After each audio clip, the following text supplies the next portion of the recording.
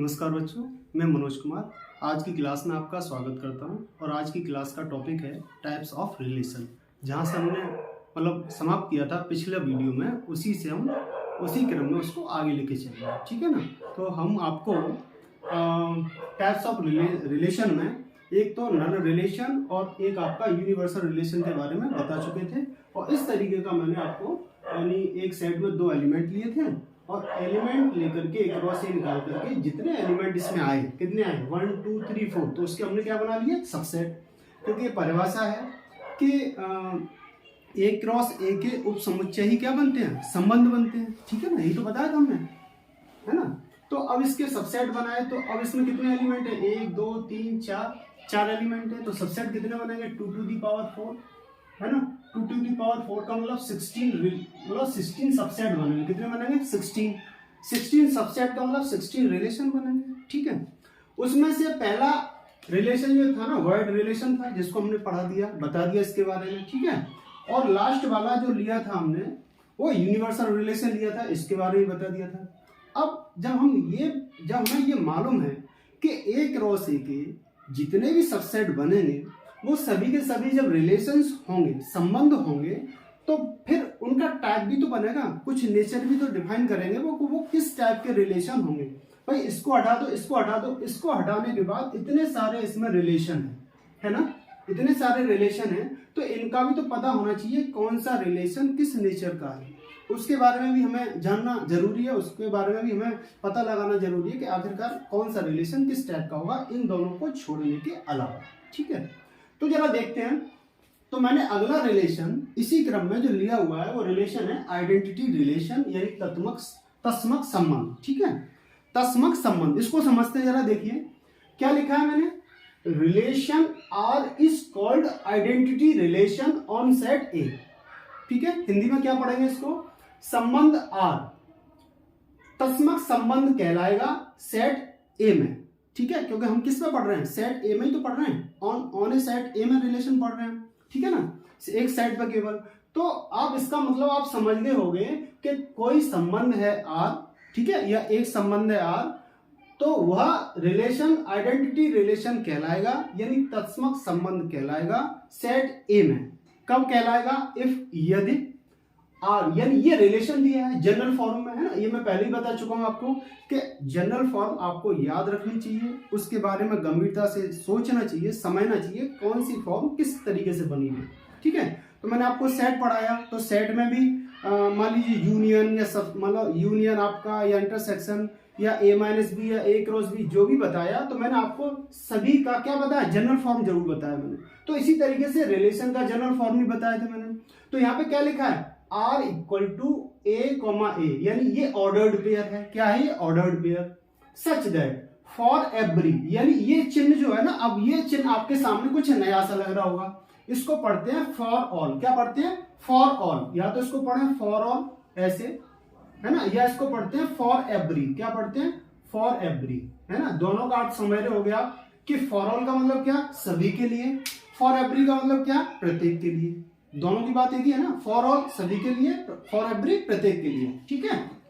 तो आप इसे समझिए क्या लिखा है, क्या लिखा हुआ है, आर इक्वल टू रिलेशन लिखा हुआ है A comma A ordered pair में, such that for every A belongs to A only, यानी ए में आने वाले सभी एलिमेंट, ठीक है, ए में आने वाले सभी एलिमेंट, ठीक है, किस तरीके से कनेक्ट होंगे, ओनली, केवल अपने आप से कनेक्ट होंगे। लिखा है ना ओनली, ओनली लिख दिया है ना, बहुत स्पेशल केस है ये, पॉइंट है, इसको आपको ध्यान रखना है कि यहाँ पे लिखा हुआ ओनली, ठीक है, ओनली वर्ड पर ध्यान देना है कि सेट ए में आने वाला प्रत्येक एलिमेंट केवल और केवल खुद से, यानी अपने आप से कनेक्ट होगा, अपने आप से रिलेटेड होगा, ठीक है।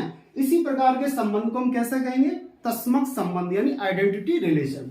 नीचे लिख भी दिया मैंने, अर्थात इसी का पूरे का क्या सार है, इसको समझते हैं। अर्थात क्या लिखा हुआ, that is every element of set ए, जैसे मैंने बोल के बताया ना अभी हिंदी में, समुच्चय ए के प्रत्येक अवयव, ठीक है, समुच्चय ए का प्रत्येक अवयव रिलेटेड विद इटसेल्फ ओनली, यानी समुच्चय ए का प्रत्येक अवयव, प्रत्येक सदस्य, प्रत्येक एलिमेंट कैसा जुड़ा होना चाहिए? केवल अपने आप से। लिखा है ना ओनली, ओनली वर्ड पे आपको यहाँ पे फोकस करना है, ध्यान देना है, ठीक है ना, कि ओनली लिखा हुआ है तो ओनली सब, इटसेल्फ का मतलब क्या? स्वयं से होता है ना, किससे? स्वयं से। और ओनली का मतलब क्या? केवल, तो केवल अपने आप से जुड़ा हुआ होना चाहिए। अगर अपने आप से कनेक्ट है तो इस प्रकार इज कॉल्ड आइडेंटिटी रिलेशन। तो जो इस प्रकार का रिलेशन बन करके आएगा, इस प्रकार के रिलेशन को हम क्या कहते हैं? Identity relation. अब इसमें ढूंढो जरा, ढूंढते हैं, देखिए कैसे। सेट ए लिखा हुआ है, सेट ए में कितने एलिमेंट हैं? 1 और 2, दो ही एलिमेंट है ना। अब आप इसमें ये देखो कि 1 का 1 से कनेक्शन होना चाहिए, यानी 1 1 से रिलेट होना चाहिए और 2 2 से रिलेट होना चाहिए। देखो जरा इसमें कहीं आ रहा है? बिल्कुल आ रहा होगा। देखो ये आ रहा है आपका, ये आ रहा है ना, 1 1 से रिलेट है और 2 2 से रिलेट है, दो ऑर्डर्ड पेयर आ रहे हैं, ठीक है ना, और दोनों ही इस क्रम में आ रहे हैं कि सेट ए में आने वाले एलिमेंट है ना, दोनों ही कैसे हैं? 1 1 से रिलेट है और 2 2 से रिलेट है। तो इस प्रकार के रिलेशन को हम कैसा रिलेशन कहेंगे? Identity relation. तो इस तरीके का मैंने आपको पहले बताया था, तो ढूंढ के निकाला ना ये इसमें से। अब इसी को मैं एक एग्जांपल लेके बता रहा हूं, इसको समझते हैं जरा। देखिए जैसे मैंने ले लिया सेट ए बराबर, मैंने 3 एलिमेंट ले लिए, 1 2 3, ठीक है, 3 एलिमेंट ले लिए। सबसे पहले क्या करें? ए क्रॉस ए बना लो, और नहीं बनाते हैं तब भी कोई दिक्कत नहीं है ना। अगर बना लोगे तो उससे जब प्रैक्टिस आपकी बार बार हो जाएगी तो आपको बनाना आ जाएगा सही से। तो देखिए इसके बनाते हैं 1 1 1 2 और 1 3, ठीक है। अब कितना? 2 1 2 2 और 2 3, ठीक है। अब लेते हैं कितना?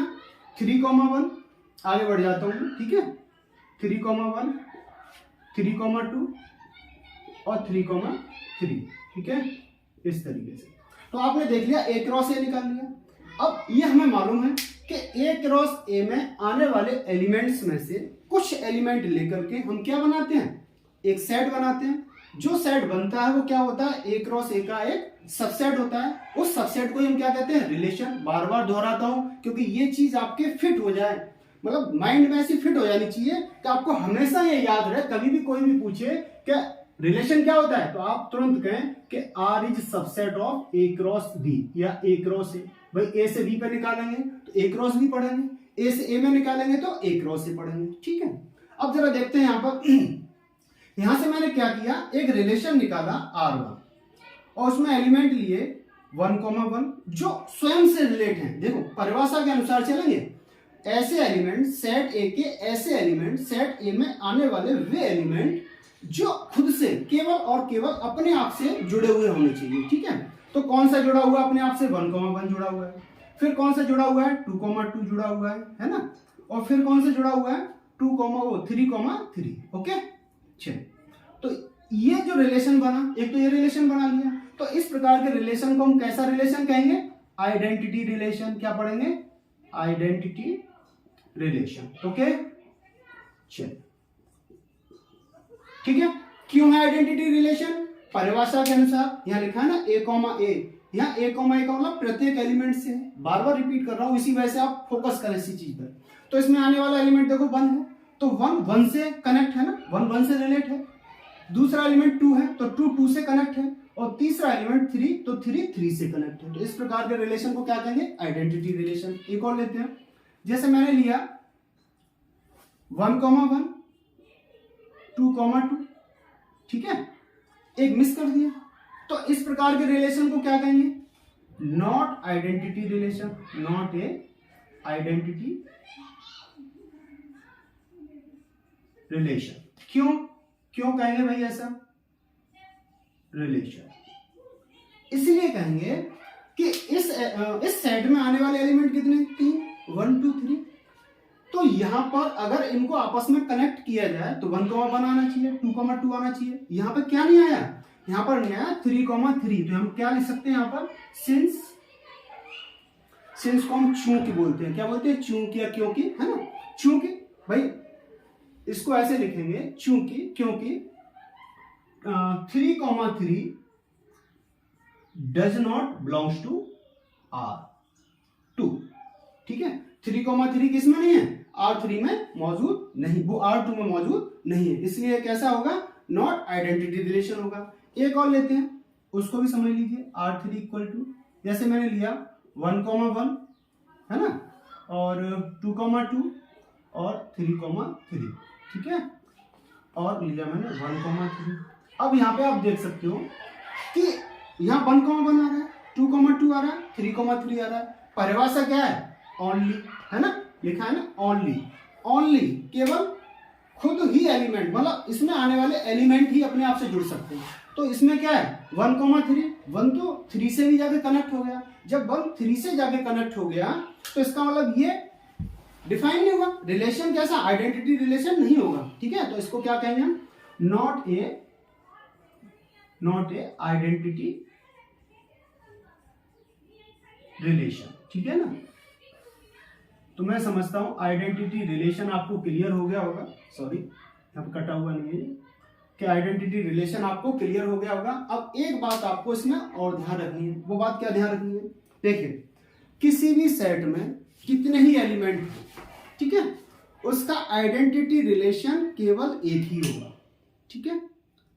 आप इसको दिमाग में उतारो कि अगर मान लीजिए परीक्षाओं में क्वेश्चन ऑब्जेक्टिव दे दिया गया, ठीक, और उसमें लिख दिया गया 4 ऑप्शन, ठीक है, और पूछ लिया गया, एक सेट दे दिया गया कि आइडेंटिटी रिलेशन, जो सेट दिया उस सेट पर आइडेंटिटी रिलेशन कितने बनेंगे, ऑप्शन में दे दिया 1 2 3 4 करके दे दिया।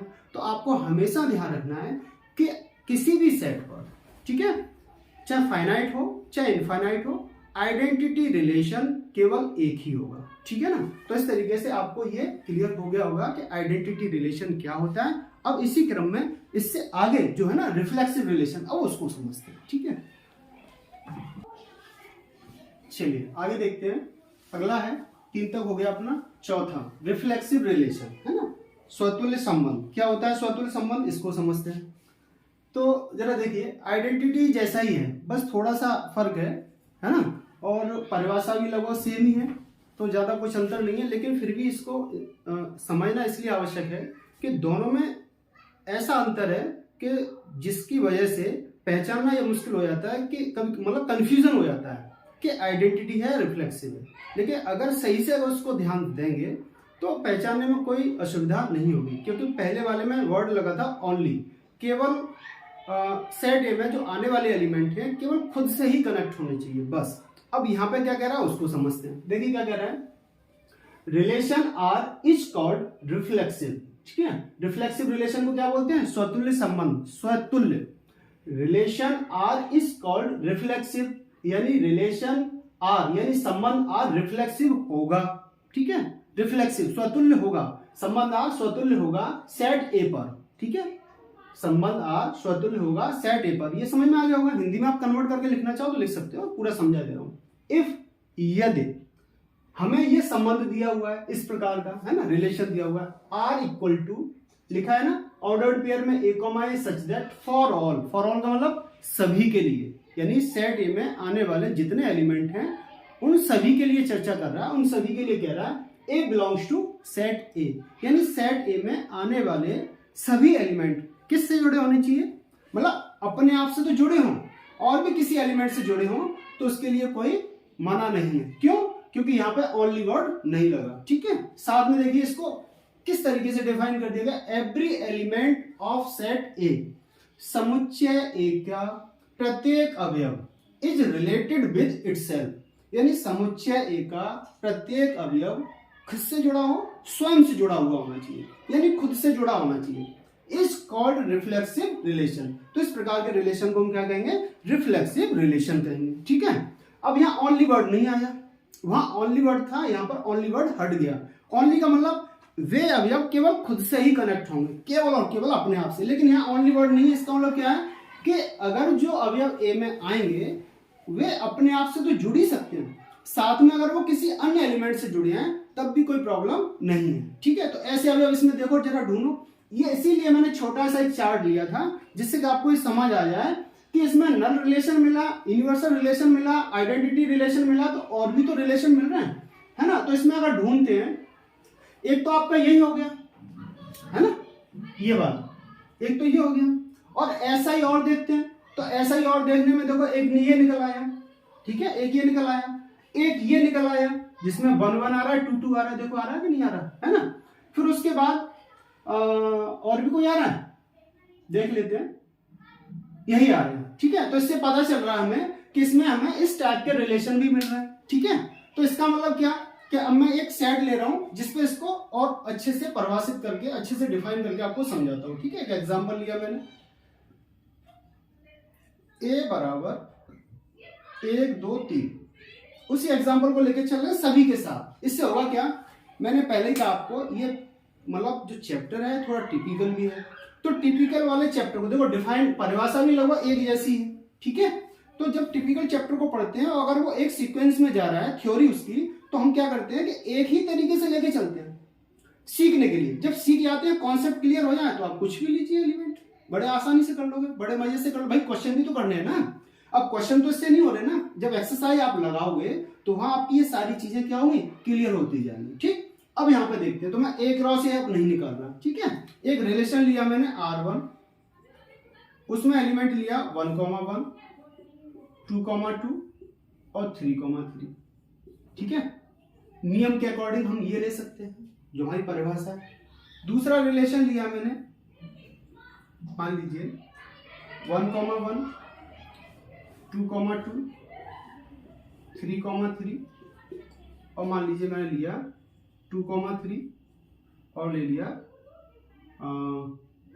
3 2, ठीक है, ये ले लिया। तीसरा लिया 1 1 3 ले लो या 2, ठीक है। और एक रिलेशन लिया मैंने, मान लीजिए R4, इसमें ले लिया मैंने 1 1 और 2 2 और 2 3, मान लो ले लिया 3 2, कोई भी एलिमेंट ले सकते हो, ठीक है। अब जरा इनको पहचानते हैं कि कौन सा रिलेशन क्या होगा। ये रिलेशन इसी तरीके से लिखा हुआ। और एक बात ध्यान रखो, इसी रिलेशन को अगर हम लिखना चाहें, ठीक है, ये भी आप समझ लो, इस रिलेशन को अगर हम लिखना चाहें तो ऐसे भी लिख सकते हैं, A, ठीक है, belongs to R, for every A belongs to A, ऐसे भी लिख सकते हैं, ठीक है। या इसको ऐसे भी लिख सकते हैं, A रिलेटेड टू A, भाई A से तो जुड़ रहा है, तो ऐसे भी लिख सकते हैं, है ना, for every A belongs to A, लिखना सीख सकते हैं आप, है ना। आप जितना ज्यादा तरीके से आप दिमाग में रखोगे सीखने का, वो आपके लिए फायदेमंद होगा, ठीक है, अच्छे से समझ में भी आएगा। अब देखिए, पहला रिलेशन है 1 1 2 2 3 3, तो ये रिलेशन अभी आपने पढ़ लिया, ये कैसा है, आइडेंटिटी है, ठीक है। आइडेंटिटी के साथ साथ इसमें जो नियम है, इसकी जो परिभाषा है वो भी तो डिफाइन हो रही है। इसका मतलब ये कैसा होगा हमारा, ये हमारा रिलेशन कैसा होगा, रिफ्लेक्सिव होगा। कैसा होगा, रिफ्लेक्सिव, ये रिफ्लेक्सिव हो जाएगा। साथ में ये वाला देखो 1 1 आ रहा है, 2 2 आ रहा है, 3 3 आ रहा है, यानी सेट ए में आने वाले सभी एलिमेंट स्वयं से कनेक्ट आ रहे हैं, है ना, स्वयं से जुड़े हुए हैं। साथ में 3 2 भी आ रहा है ना। तो यहाँ ओनली वर्ड तो नहीं लगा, ओनली का तो परिभाषा में है नहीं। इसका मतलब क्या है कि ये अवयव स्वयं के साथ तो कनेक्ट होंगे, अन्य किसी एलिमेंट के साथ भी कनेक्ट हो सकते हैं, ठीक है। तो ये भी कैसा हो जाएगा, हमारा रिफ्लेक्सिव हो जाएगा। कैसा हो जाएगा, रिफ्लेक्सिव, ओके। चलिए आगे देखते हैं। अब ये वाला देखते हैं, तो इसमें आप देख सकते हो 1 1 आ रहा है, 3 3 आ रहा है, तो ये तो इस परिभाषा को डिफाइन ही नहीं कर पा रहा। क्यों, क्योंकि सेट ए में आने वाले एलिमेंट 3 है, 1 2 3, तो इसमें कौन सा मिस हो रहा है, 2 2, तो इसका मतलब ये कैसा हो जाएगा, नॉट ए रिफ्लेक्सिव, ये रिफ्लेक्सिव नहीं है, रिफ्लेक्सिव रिलेशन, ये रिफ्लेक्सिव रिलेशन नहीं है। क्यों नहीं है, साथ में अगर लिखना चाहते हो यहां पर तो लिख सकते हो, सिंस, क्योंकि 2 2 डज नॉट बिलोंग्स टू कौन सा माना, R3, R3 में क्या नहीं है, 2 2 नहीं है। अगर इस रिलेशन को रिफ्लेक्सिव बनाना है तो हमें इसमें 2 2 मतलब इसके अकॉर्डिंग जोड़ने के लिए तो हम बहुत सारे एलिमेंट इसमें जोड़ सकते हैं जो इससे बनेंगे वो, ठीक है ना। अगर क्वेश्चन ऐसा बन भी जाता है, देखिए क्वेश्चन ही बन गया, अगर ऐसे कह दिया जाए कि अगर हमें एक रिलेशन दे दिया जाए, ठीक है, और उसमें कुछ एलिमेंट दिए जाए और ये क्वेश्चन पूछ लिया जाए कि मान रिफ्लेक्सिव रिलेशन में कितने एलिमेंट और ऐड किए जाएं, मतलब कितने एलिमेंट और ऐड किए जाएं, मतलब ये रिफ्लेक्सिव हो जाए, है ना। इस तरीके से पूछ लेता है, रिलेशन दे दिया और कह दिया कि इसमें कितने एलिमेंट ऐड किए जाएं कि ये रिलेशन कैसा हो जाए, रिफ्लेक्सिव, ऑप्शन दे दिए, ठीक है। तो उसमें उसके हिसाब से मैनेज कर लेते। तो इसमें 2,2 नहीं है, इसलिए कैसा हो गया, यानी कि ये रिफ्लेक्सिव नहीं होगा, क्योंकि सबसे पहला रिफ्लेक्सिव रिलेशन तो यही बन रहा है, ठीक।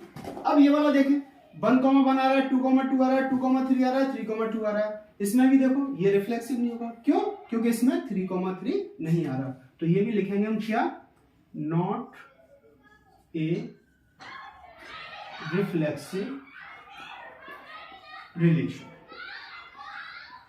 तो यहां से देखिए 2 पॉइंट बने, ठीक है, ये आपको समझ में आ गया होगा, क्लियर हो गया। एग्जांपल के तरीके से मैंने एग्जांपल लेकर के आपको बता दिया।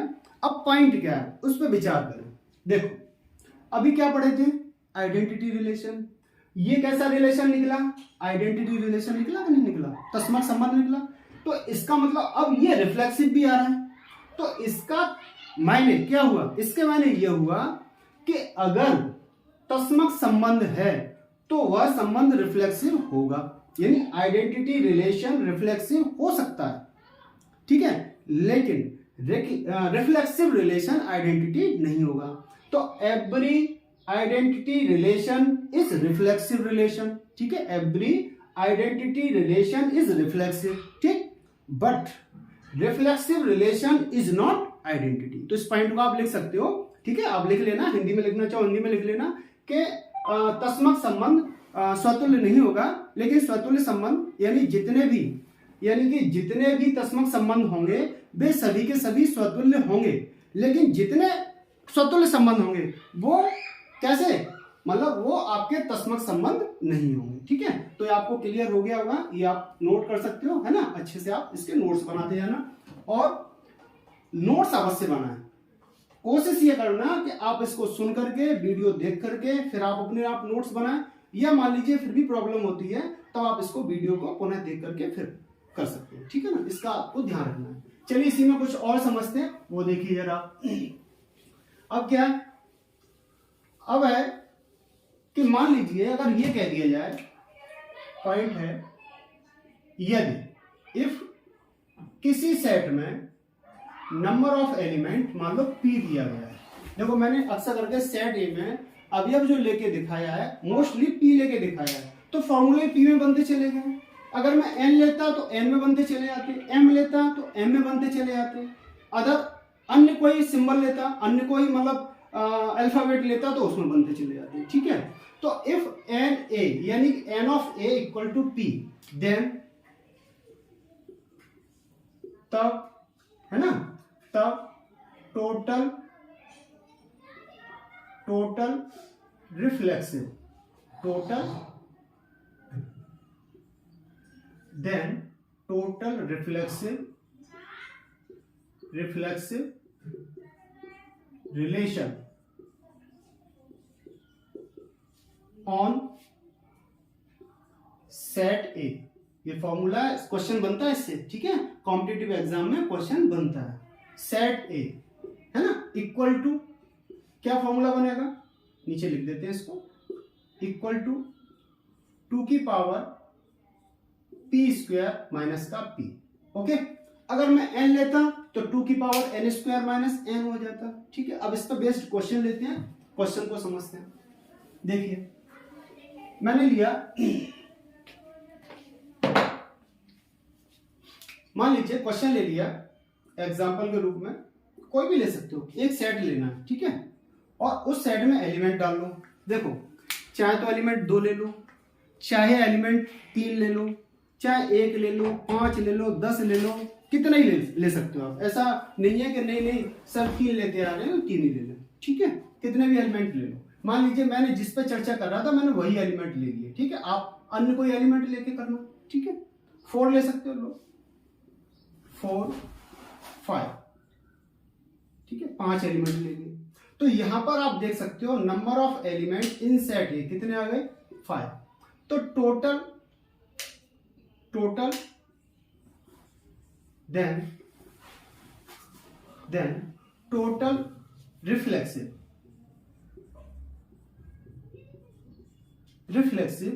Relation on set A equal to क्या फॉर्मूला है 2 की power p square minus P, यही तो है। और p का मान कितना है 5 है। इसका मतलब कितना होगा 2 की पावर, देखो 5 का वर्ग कितना होगा 25 है ना, पूरा डिग्री नहीं कर रहा था। 5 का वर्ग कितना हुआ 25 और माइनस कितना करना है 5 माइनस करना है 2 की पावर 25, यहाँ पर 2 की पावर 25 माइनस 5, तो 2 की पावर कितना बचा 5 का 25 20 बचा, कितना बचा 20। कितना आएगा आंसर 2 की पावर 20। फिर एक बार रिपीट की दे रहा हूं 5 का वर्ग 25 होता है, 5 माइनस करना है, 25 में से 5 गया 2 की पावर 20। तो इतने रिलेशन कैसे बनेंगे, इतने रिलेशन कैसे बनेंगे रिफ्लेक्सिव रिलेशन बनेंगे। अब इसी चीज को वहां पर देखो कितने एलिमेंट हैं 2 है ना, यहां पर रिफ्लेक्सिव रिलेशन कितने होंगे समझते हैं जरा, यानी कि टोटल रिफ्लेक्सिव रिलेशन कितने होंगे देखते हैं जरा। सूत्र के हिसाब से 2 एलिमेंट है तो 2 की पावर यहां पे कितना आएगा 2 का स्क्वायर यानी कि 4 माइनस 2, 4 माइनस 2 यानी कि 2 बचा, 2 की पावर 2 यानी कितना आ गया 4। अब इसमें काउंट करना जरा देखना कितना कितना आ रहा है, 1 आ रहा है, 2 आ रहा है, 3 आ रहा है, ठीक है। तो फिर एक मिस और हो रहा होगा, ये रहा 4, देखो 1 2 3 4, तो 4 आ गए कि नहीं आ गए, तो इसमें 4 आ गए, इसमें आपके कितने आ गए